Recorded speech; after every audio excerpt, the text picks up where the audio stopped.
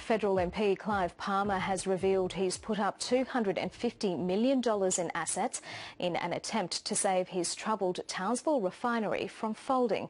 Queensland Nickel sacked 237 workers before going into voluntary administration on Monday, exclusively to the ABC's George Roberts late this afternoon.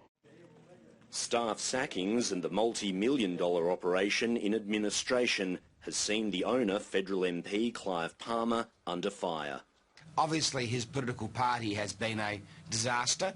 He's lost all his members other than D.O. Wong and himself, and he's got serious issues with Queensland Nickel. For God's sake, you have Christopher Pyne, the fixer. He couldn't fix this. Events in the timeline of the company are now being questioned. The company credit report shows that last week, on the 14th of January, the day before 237 workers were laid off at Queensland Nickel, two of Clive Palmer's other companies applied to become secured creditors, giving them priority if the company fell into liquidation.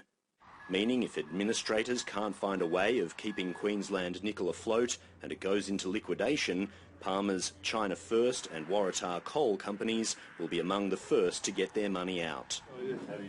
For the first time, Mr Palmer's agreed to explain that move, saying it's all part of a plan to give the company a fighting chance. The companies are providing $250 million of assets to be pledged by Q&I or the administrator. So once they're pledged and once that's done and Q&I's had the benefit of all that, they've got to set up an obligation. Describing the staff sackings as tragic, he says that was a last-ditch attempt to save the other 500 workers and keep the company alive. It's very disappointing to see that 240-odd people lost their jobs.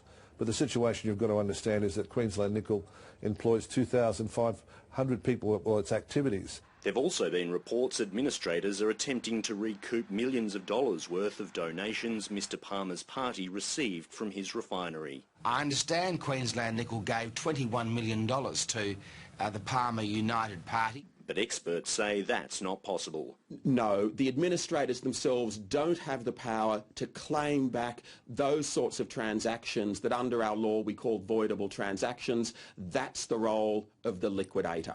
Clive Palmer's not expecting it to get that far.